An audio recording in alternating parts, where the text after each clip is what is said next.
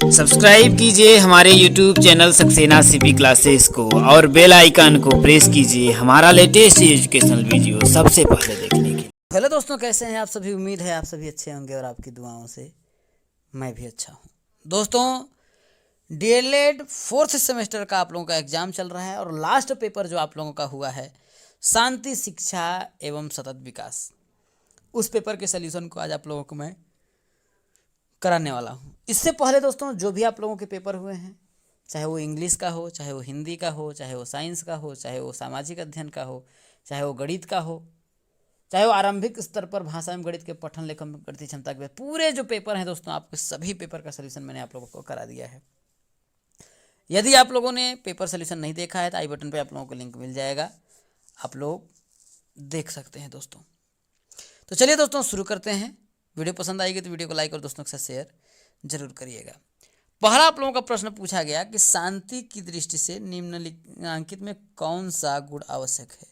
किसको दोस्तों? शांति की दृष्टि से इसमें से कौन सा गुण है जो बहुत ही ज़्यादा आवश्यक है दोस्तों? तो इसमें से आप लोगों का जो भाईचारा जो है वो आप लोगों का बहुत ज़्यादा आवश्यक है। आप लोगों को पहला वाला का तीसरा सही हो जाएगा। अगला क्वेश्चन आपका पूछ रहा है दोस्तों, तनाव प्रबंधन की तकनीकी है। तनाव प्रबंधन की तकनीकी नहीं है दोस्तों। तो तनाव प्रबंधन की जो तकनीकी वो नहीं है दोस्तों, वो क्या नहीं है आपका?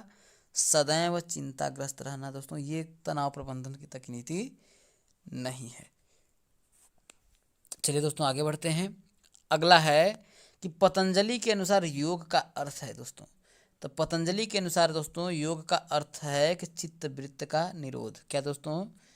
चित्त वृत्त का निरोध दोस्तों, वो पतंजलि के अनुसार योग का अर्थ है दोस्तों। अगला क्वेश्चन है कि निम्नलिखित में कौन सा गुण व्यक्तित्व के 5 गुणों में शामिल है। क्या दोस्तों? कौन सा जो गुण है व्यक्तित्व के 5 गुणों में शामिल है? तो वो है आपका दोस्तों खुलापन। क्या है दोस्तों आप लोगों का? खुलापन। अगला जो क्वेश्चन है दोस्तों, सतत विकास क्यों आवश्यक है। क्या है आपका? सतत जो विकास है वो क्यों आवश्यक है? तो पहला वाला ही है तो हो जाएगा दोस्तों शुद्ध एवं स्वच्छ पर्यावरण हेतु। किसके? शुद्ध एवं स्वच्छ पर्यावरण हेतु। तो 5 आप लोगों के बहुविकल्पी हो गए दोस्तों। अब आगे बढ़ते हैं। कितना आप लोगों का सही है कमेंट करके जरूर बताइएगा। पहला दोस्तों, जीवन में शांति की आवश्यकता का औचित्य स्थापन करिए। हमें शांति की आवश्यकता क्यों है दोस्तों? तो इसको अपनी भाषा में आप लिख सकते हैं दोस्तों कि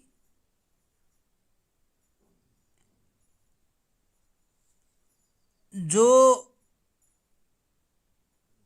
व्यक्तित्व का जो विकास होता है दोस्तों, या फिर ऐसे बोल सकते हैं कि केवल मुख से चुप रहने से शांति नहीं मिलती, बल्कि सच्ची जो सुख शांति तो तभी है दोस्तों जब व्यक्ति का मन क्या हो? चुप रहे। आगे बोल सकते हैं कि अशांति का कारण ही दोस्तों व्यक्ति का क्या है? मन है। अशांति का जो मेन कारण है वो व्यक्ति का मन ही है। वे अगर मन से अशांत है दोस्तों तो, और अगर वो मन से अशांत हैं और जब तक उनका जो मन अशांत रहेगा दोस्तों तब तक उनका जीवन दोस्तों कभी भी सुखी नहीं हो सकता। तो मन को नियंत्रित करने पर ही दोस्तों उन्हें शांति मिलेगी दोस्तों। तो वह बोल रहा है शांति की आवश्यकता क्यों है दोस्तों? तो आप बोल सकते हैं कि जीवन में सुखी रहने के लिए दोस्तों शांति बहुत ही ज़्यादा जरूरी है। एक लाइन में आप लिख सकते थे कि जीवन में शांति की आवश्यकता इसलिए है क्योंकि जीवन में सुखी रहने के लिए शांति बहुत ही जरूरी है। बस।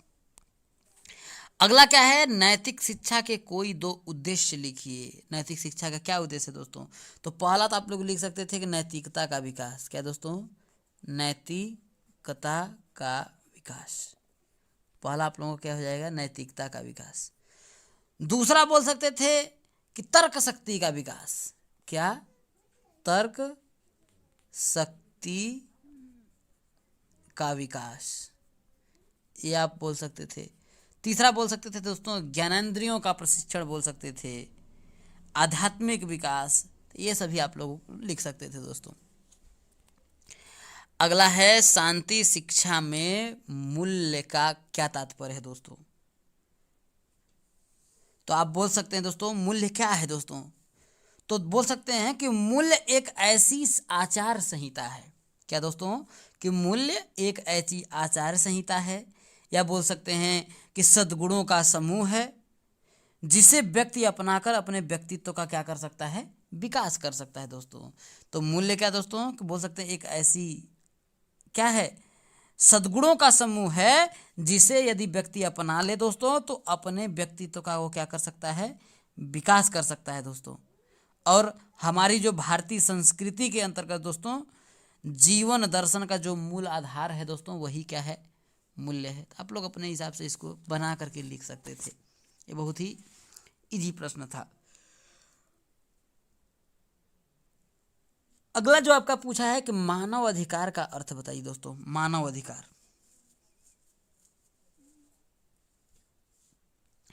तो बोल सकते हैं दोस्तों कि मानव अधिकार विश्व भर में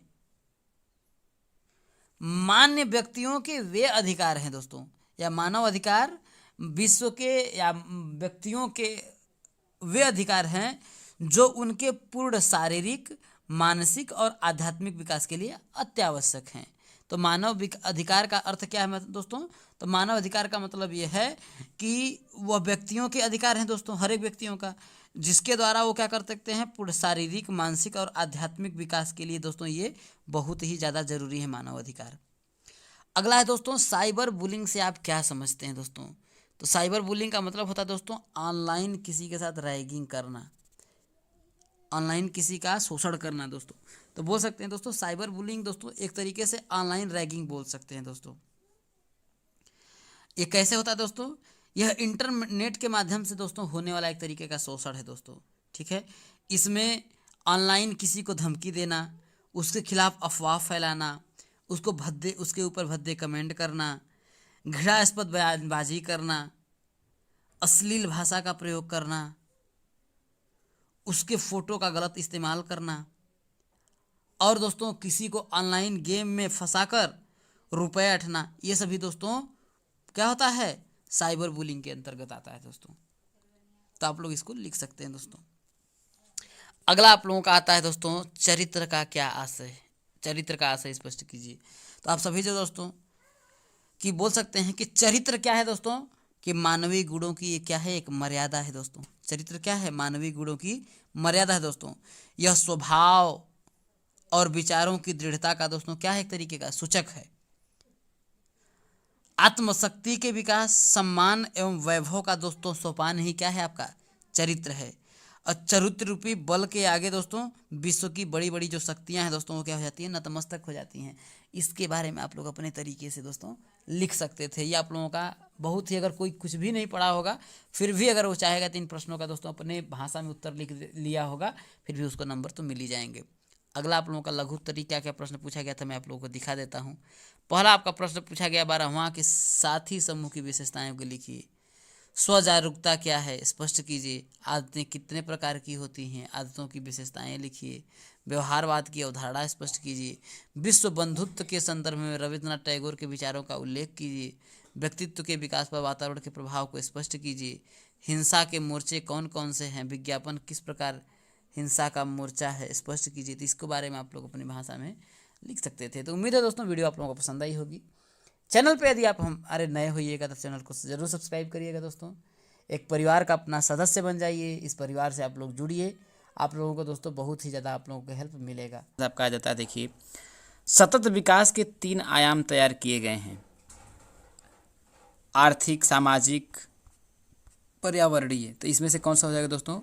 किस पे चला जाएगा आपका? देखिए उपर्युक्त सभी। तो ये तीनों आयाम तय किए गए हैं, तो आपका कौन सा हो जाएगा? ये सभी। अगला क्वेश्चन है, देखिए कि व्यक्तित्व की समाज द्वारा, क्या दोस्तों? व्यक्तित्व की समाज द्वारा उत्पन्न की जाने वाली शांति प्रक्रिया का प्रमुख तथ्य। संवेगात्मक स्थिरता, वैज्ञानिक दृष्टिकोण, सांस्कृतिक विकास, उपर्युक्त सभी। तो इस पे भी आपका कौन सा हो जाएगा दोस्तों? आपका उपर्युक्त सभी ही हो जाएगा। चलिए आपका आगे आता है दोस्तों क्वेश्चन नंबर आपका 3, राष्ट्रीयता है। क्वेश्चन है आपका, देखिए राष्ट्रीयता है। देशभक्ति का पुराना प्रत्यय, देशभक्ति का नया प्रत्यय, देशभक्ति का समान प्रत्यय, विघटनकारी प्रत्यय। तो कौन सा हो जाएगा दोस्तों? आपका तीसरा ही हो जाएगा। देखिए कि देशभक्ति के समान प्रत्यय। क्या होगा मेरे दोस्तों? देशभक्ति के समान प्रत्यय, ये आपका ऑप्शन नंबर 3 हो जाएगा। आगे आपका दोस्तों अगला जो क्वेश्चन है, आपका क्वेश्चन नंबर जो आपका 4 है, वो पूछा है कि लोकतंत्र का मूल सिद्धांत नहीं है विशेषाधिकार, स्वतंत्रता, समानता, बंधुत्व। तो इसमें पूछा देखिए लोकतंत्र का जो मूल सिद्धांत नहीं है, तो इसमें से देखिए आपका हो सकता है देखिए विशेषाधिकार, स्वतंत्रता, मूल सिद्धांत। तो लोकतंत्र का मूल सिद्धांत विशेषाधिकार, स्वतंत्रता, तो इसमें से दोस्तों मेरा विशेषाधिकार, स्वतंत्रता, समानता, बंधुत्व, तो मेरे अनुसार देखिए आपका है स्वतंत्रता जाएगा। क्या दोस्तों? स्वतंत्रता। लोकतंत्र का मूल सिद्धांत जो है स्वतंत्रता नहीं है। विशेषाधिकार भी हो सकता है, देखिए 1 भी हो सकता है और 2 भी हो सकता है, लेकिन मेरे अनुसार दोस्तों स्वतंत्रता जाएगा। आपने क्या किया है, आपने क्या टिक किया है, जरूर बताइएगा। अगला जो क्वेश्चन है दोस्तों कि सतत विकास के लिए आवश्यक है, क्या सतत विकास के लिए आवश्यक है? शुद्ध एवं स्वच्छ पर्यावरण, आर्थिक स्थिरता का अभाव, संसाधनों का कम उपयोग, असंतुलित विकास। तो क्या है सतत विकास के लिए क्या आवश्यक है दोस्तों? शुद्ध एवं स्वच्छ पर्यावरण। क्या आवश्यक है? शुद्ध एवं स्वच्छ पर्यावरण। तो 5 बहुविकल्पी प्रश्नों को हम लोगों ने कर लिया दोस्तों। कितना आपका सही है कमेंट करके जरूर बताइएगा। चलिए अब हम लोग अति लघु और लघुत्तरी प्रश्नों को करते हैं। अगला आ जाता है दोस्तों देखिए आपका है कि नैतिकता क्या है। प्रश्न आपका देखिए पूछा था, मैं सुबह की क्लास में मैंने बताया था कि नैतिकता का मतलब क्या होता है दोस्तों कि नीति के अनुसार व्यवहार करना। किसके अनुसार? देखिए नीति के अनुसार व्यवहार करना ही आपका क्या है? नीति के अनुसार क्या करना? व्यवहार करना। व्यवहार करना ही आपका क्या है? नैतिकता है।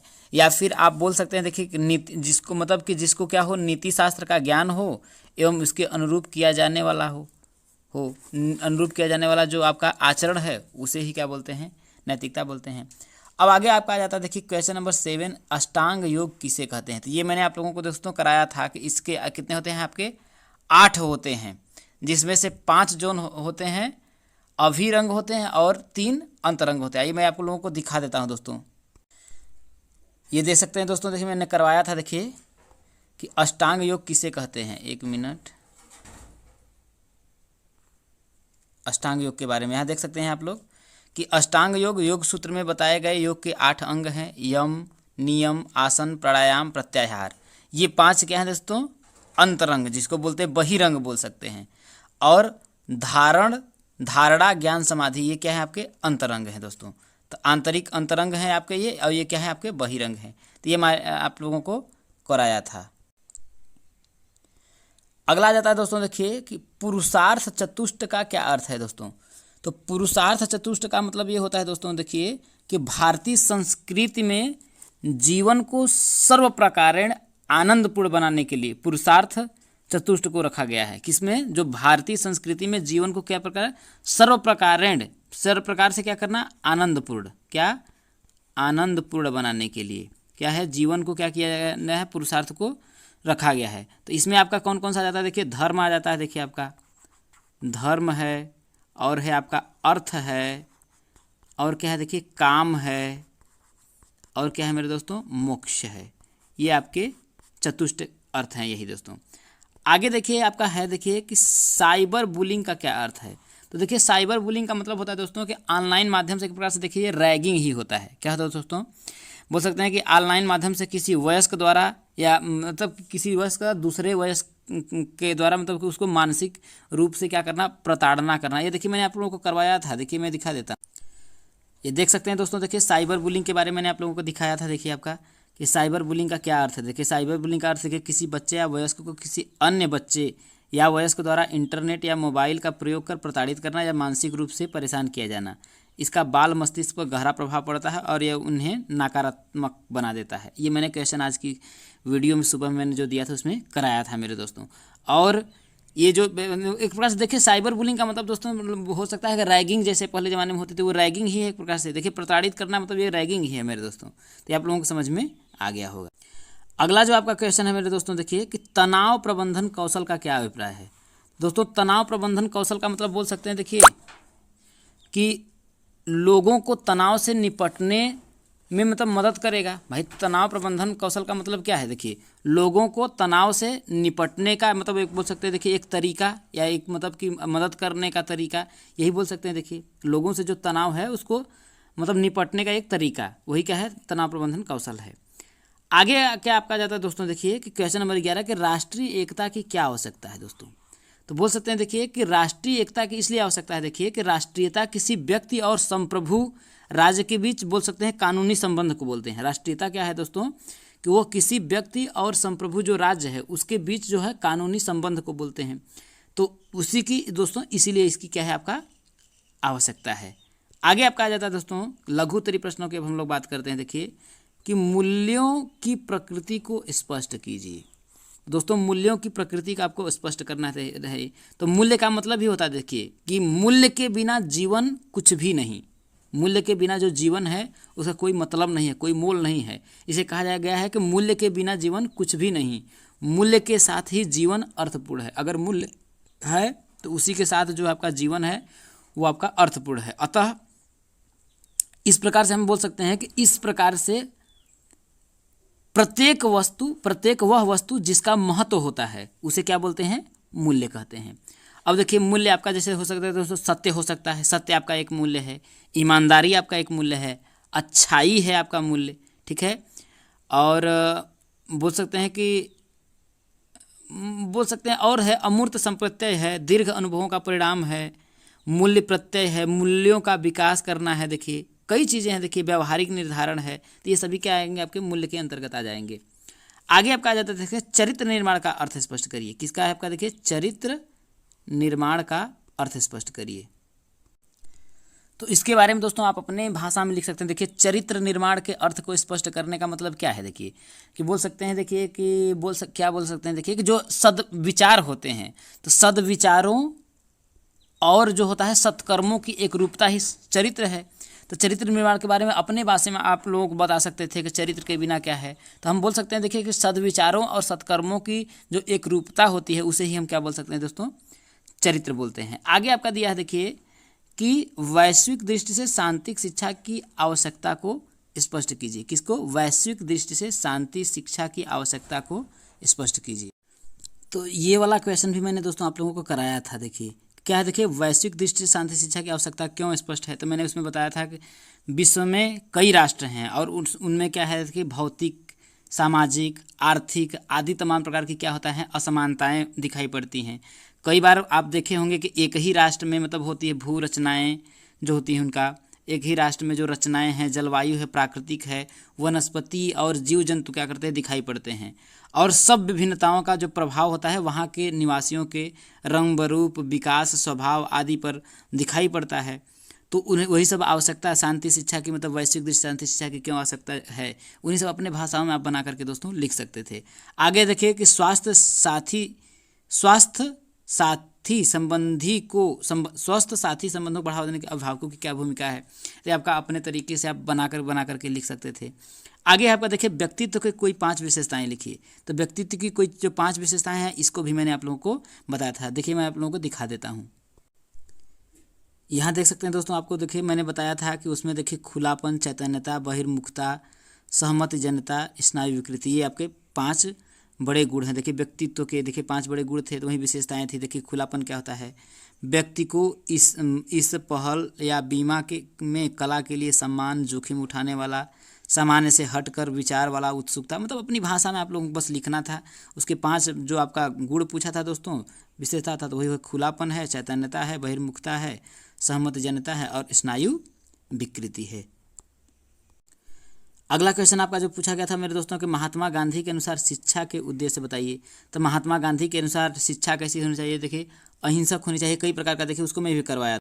यहाँ देख सकते हैं दोस्तों कि महात्मा गांधी के अनुसार शिक्षा के उद्देश्य देखिए बच्चों को जीवोपार्जन के योग्य बनाना, उनके चरित्र का निर्माण एवं विकास करना, अपनी संस्कृति अपनाने का प्रशिक्षण, बच्चे की शारीरिक, मानसिक, आध्यात्मिक शक्तियों का विकास करना, आत्मा को उच्चतर जीवन की ओर ले जाना, वास्तविक का अनुभव,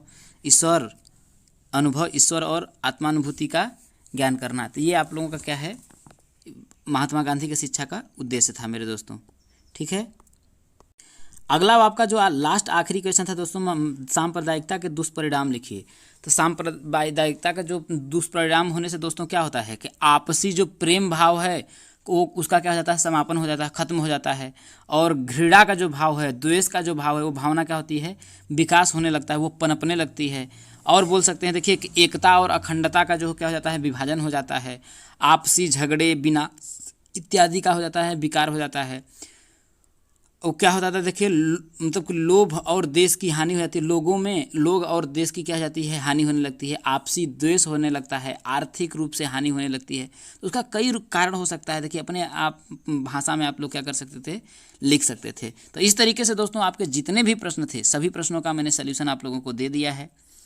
और आप सभी यदि हमारे चैनल पे नए हैं तो इस तरीके सब्सक्राइब जरूर करिएगा और टेलीग्राम चैनल को जरूर ज्वाइन कर लीजिएगा, जिसका आप लोगों को डिस्क्रिप्शन में लिंक मिल जाएगा। इसके बाद अब हम लोग दोस्तों, जैसे डीएलएड का आपका ख़त्म हो गया, अब आपका आगामी टेट है, इसके बाद सुपर टेट है, सी टेट है, उसकी भी तैयारी हम अपने चैनल पर ज़बरदस्त तरीके से कराएंगे, जिस तरीके से आप लोगों का इसका करवाया है मेरे दोस्तों। तो आप सभी के बस हमें सपोर्ट की ज़रूरत है, क्योंकि यह एक बहुत ही बोल सकते हैं कि छोटा चैनल है और इसे आगे ले जाने में आप लोग सभी मेरे जो भाई हैं, मेरे बहन हैं, उनके सहयोग की ज़रूरत है। तो आप सभी के सहयोग की ज़रूरत है मेरे दोस्तों। तो यही उम्मीद करेंगे कि आप सभी हमारा सहयोग जरूर करेंगे। की स्थिति सुधारने के लिए आज का जो आपका पहला क्वेश्चन था कि महिलाओं की स्थिति सुधारने के लिए महिला वर्ष है। क्या प्यारे साथियों, महिलाओं की स्थिति सुधारने के लिए जो महिला वर्ष आपका कौन सा है? तो आई थिंक इस पे मैं कंफर्म तो नहीं हूं, लेकिन 100% आपका कह सकता हूं लगभग के 1975। क्या है प्यारे साथियों, 1975 स्थिति सुधारने के लिए ये महिला वर्ष जो है आपका 1975 है। अगर किसी को कंफर्म होगा तो जरूर करिएगा। आई थिंक मेरे अनुसार 1975 या 90 में से लगभग आपका 1975 होना चाहिए। अच्छा 90 किसी ने कमेंट किया 1990, तो चलिए आपका 90 होगा। चलिए हम लोग आगे बढ़ते हैं अगले क्वेश्चंस की ओर। ठीक है, 1 मिनट के लिए आप लोग अपने कमेंट को रोक दीजिएगा। ठीक है, कमेंट आप ना करें।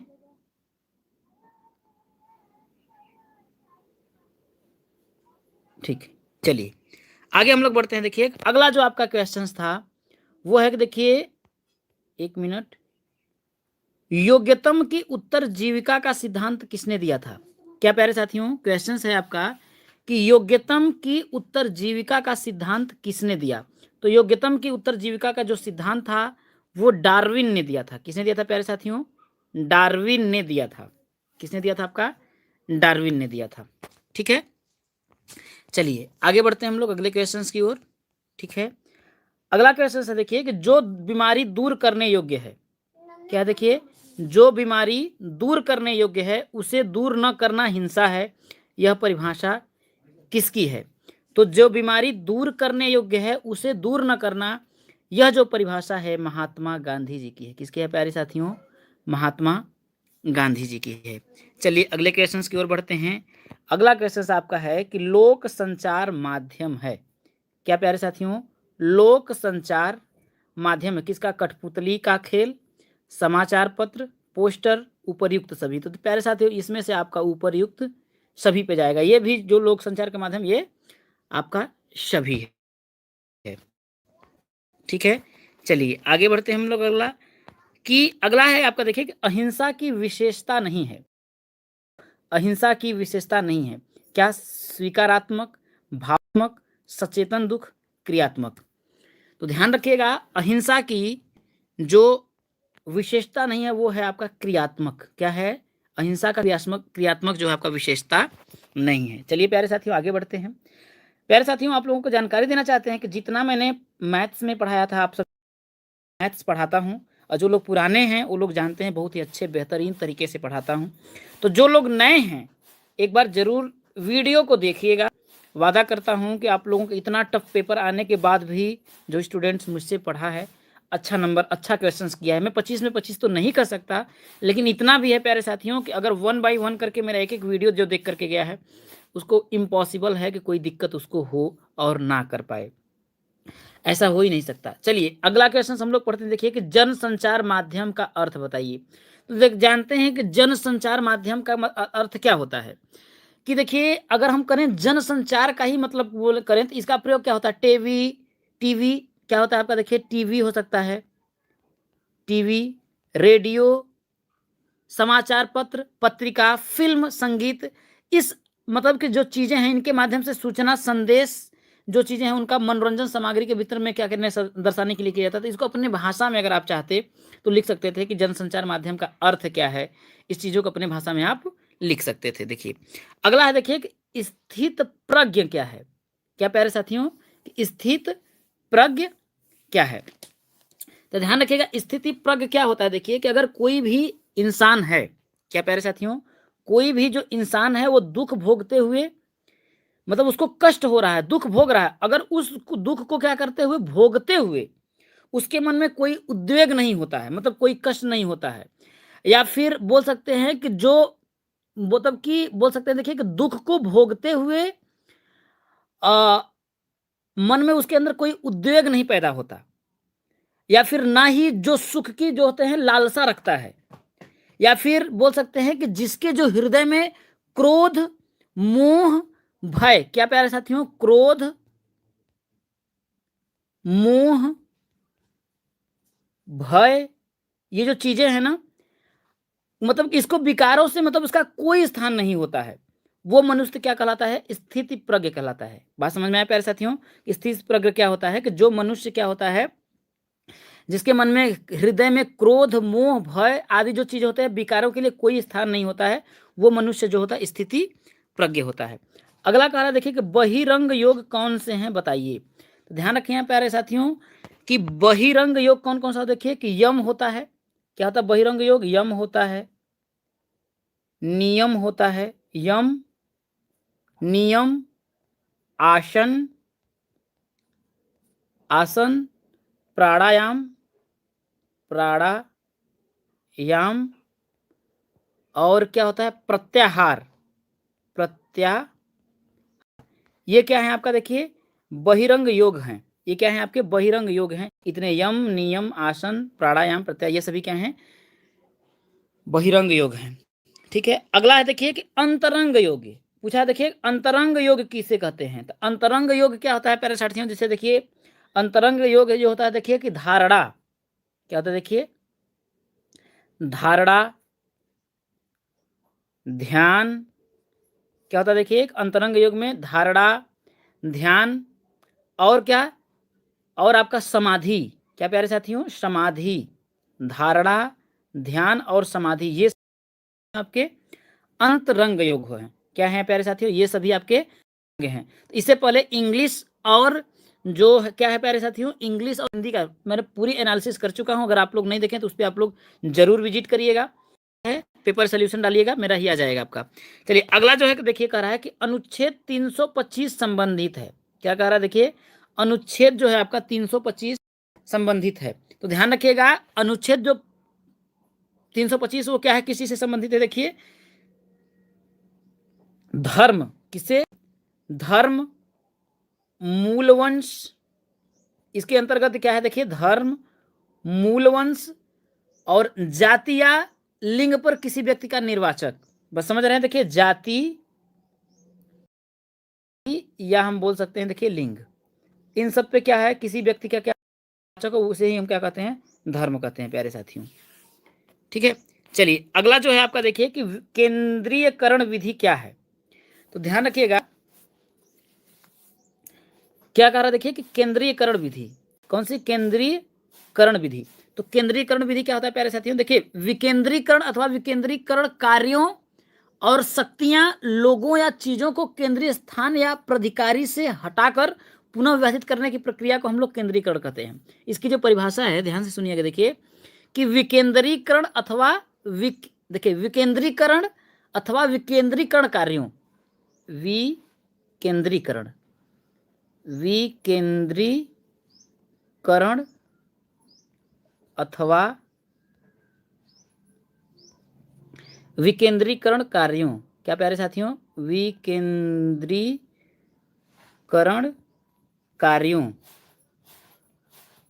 कार्यों, और क्या होता है शक्तियों, लोगों या चीजों को, शक्तियों, लोगों या चीजों को केंद्रीय स्थान पर या प्राधिकारी से हटाकर पुनः विभाजित, मतलब इन सभी को हटाकर पुनः विभाजित करने की जो प्रक्रिया होती है उसे प्यारे साथी हम लोग क्या कहते हैं, केंद्रीयकरण कहते हैं। तो इतना आपका जो था प्यारे साथियों, ये आपका अति लघु उत्तरीय प्रश्न था। अब आपका जो लघु उत्तरीय प्रश्न है उसको आप देख लीजिए। देखिए क्या था आपका, देखिए कि इसको आप अपने से लिख सकते थे। देखिए कि व्यक्तित्व में सहमत जनता की क्या उपयोगिता है, मीडिया की हिंसा में क्या भूमिका होती है, आपको अपने तरीके से इसको लिखना था। क्या आप जानते हैं कि मीडिया की हिंसा में क्या भूमिका होती है? देखिए अगला है आपका पर्यावरण के प्रति सरकार की नीति, एजेंडा 21 सिद्धांत को आपको बताना है। अगला है कि संपोषणीय विकास के लिए मूलभूत तत्व क्या है, उसको लिखना था। प्राकृतिक संसाधनों के अवक्रमण को रोकने के उपाय आप लिख सकते थे। अगला था देखिए राष्ट्रीय एकता में बाधक तत्व कौन कौन से होते हैं। तो राष्ट्रीय एकता में जो आपके बाधक तत्व होते हैं वो धर्म एवं संप्रदाय होता है। क्या होता है प्यारे साथियों, देखिए इसमें राष्ट्रीय एकता में बाधक तत्व आपका देखिए धर्म, क्या होता है देखिए धर्म एवं संप्रदाय होता है। क्या होता है, संप्रदाय होता है, ये होता है। और प्रांतीयता होता है। क्या होता है प्यारे साथियों, प्रांतीयता होता है, भाषा होता है। ये सभी क्या हैं आपके राष्ट्रीय एकता में बाधक तत्व हैं। 18वां देखिए कह रहा था कि अंतर्राष्ट्रीय विवादों के शांतिपूर्ण समाधान हेतु संयुक्त राष्ट्र संघ की सुरक्षा परिषद के कार्य को लिखित, आप इसके कार्य को लिख सकते हैं। तो ये चीजें आपकी थी। तो आई होप कि आप लोगों को अच्छा लगा होगा। नए होइएगा चैनल पे, जरूर चैनल को सब्सक्राइब करिएगा। अब सभी के जितने भी प्रश्न पत्र थे सभी का हमने अपने तरीके से अच्छे तरीके से जितना मैंने कोशिश किया पूरा चीज़ें आप लोगों को सॉल्यूशन देने का। तो उम्मीद करता हूँ वीडियो आपको पसंद आई होगी। चैनल पे नए होइएगा, चैनल को जरूर सब्सक्राइब करिएगा। ऐसे ही अपना प्यार दुलार बनाए रखिएगा। जो लोग नए होंगे आप लोगों से मैं इतना जानकारी देना चाहता हूँ कि मेरे फनी स्टडी सेकेंड चैनल है मेरा फनी स्टडी, उस पर मैं टेट सीटेट की तैयारी करवा रहा हूँ। तो उस पर आप लोग विजिट करके डिस्क्रिप्शन में जिसकी आपको लिंक मिल जाएगी वहाँ पर कर सकते हैं। और इसके बाद जो भी आपका क्या है, आपका जो भी पेपर सोल्यूशन है, जितना भी सभी पेपरों का सोल्यूशन मैंने अपने चैनल पे करवाया है, खासतौर से मैथ का एकदम विशेष रूप से एकदम बेहतर तरीके से करवाया है। तो एक बार आप लोग विजिट करें, देखें, जरूर आप लोगों को पसंद आएगा। तो इस वीडियो को यहीं पर समाप्ति करते हैं। जय हिंद, वंदे मातरम।